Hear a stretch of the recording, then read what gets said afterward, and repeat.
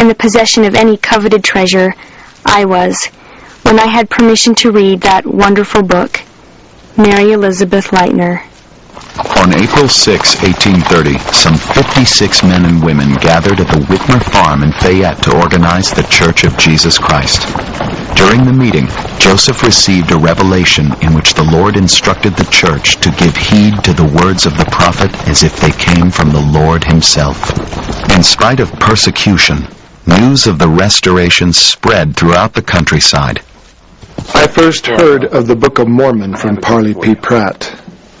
I always believed there was such a thing as pure religion, but I never believed that any of the sects had it, and so I was ever ready to argue.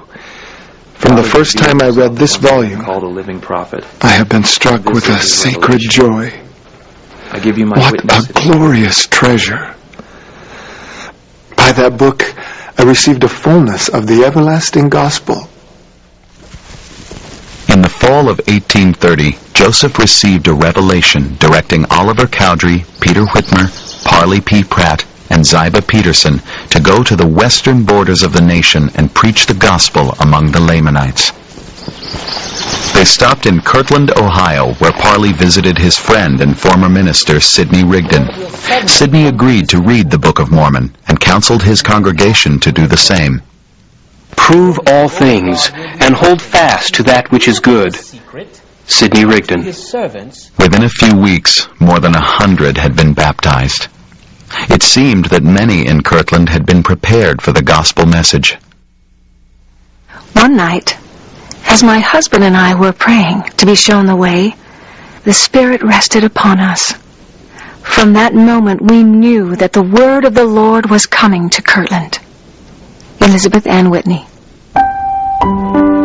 In January 1831, in the cold of winter, Joseph and Emma made the trip of nearly 300 miles from Palmyra to Kirtland. Emma was 7 months pregnant with twins. The prophet Joseph jumped out of the sleigh, came into the store, and greeted my husband by name, even though they had never met. Elizabeth Ann Whitney. You okay, Whitney? Thou art the man.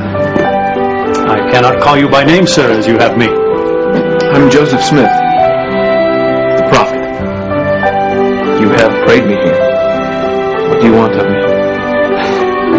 Welcome, sir. Welcome. Thank you. Come. Joseph was a seer. He'd actually seen my grandfather on his knees, hundreds of miles away, praying for his coming to Kirtland. Orson F. Whitney. The first time I saw Joseph Smith was in 1831.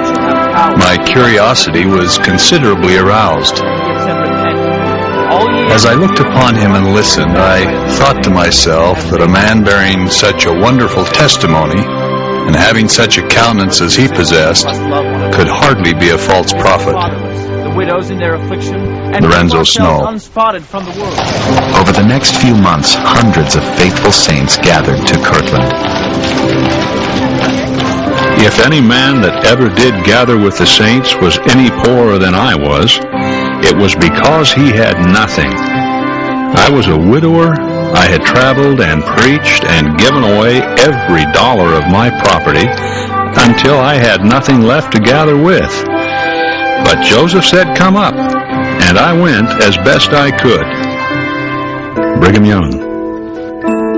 Joseph was just 25, inexperienced in leadership, uncertain how to meet so many needs. He turned frequently to the Lord for guidance. In response, the Lord revealed his will. Behold, thou wilt remember the poor. 16 revelations were received during those first few months in Kirtland. Parley P. Pratt was present as many of them were given. And consecrate. Each sentence was uttered slowly and distinctly, with a pause sufficiently long for it to be recorded in longhand. There was never any hesitation or reading back. Neither did any of these communications undergo revisions or corrections. As he dictated them, so they stood. Parley Pratt. Impart of your substance.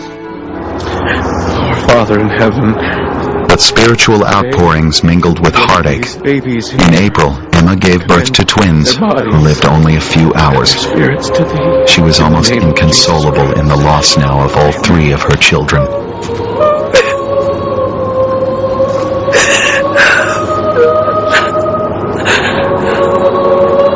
The day Emma and Joseph lost their twins, John Murdoch's wife delivered twins of her own, a son and a daughter. She died from complications a few days later. Alone, unable to care for the infants, Brother Murdoch came to Joseph and Emma to ask if they would raise his children as their own. Brother Joseph,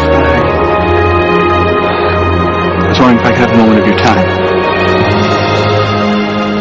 And for a moment, peace was not merely a distant goal. When I finally came to Kirtland, I told the prophet that I was ready to do the will of the Lord. He promised to inquire concerning me. Thus saith the Lord unto you, Thou art called and chosen. And after thou hast been baptized, you shall have a remission of your sins. And then thou shalt be called to be an elder unto this church. You shall be ordained to do the work of printing.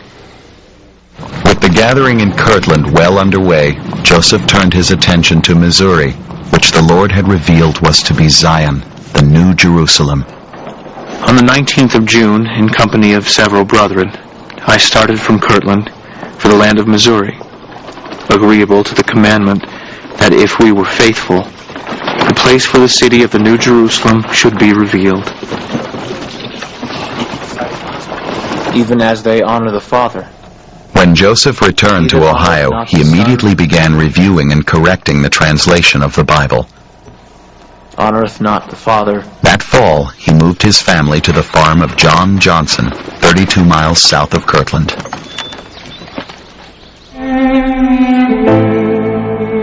As the church continued to grow in Kirtland, so did opposition, provoking rumor, jealousy, and outright anger. Brethren, do not think that our hearts faint. We glory in our tribulation, because we know that God is with us, and that He is our friend, and that He will save our souls.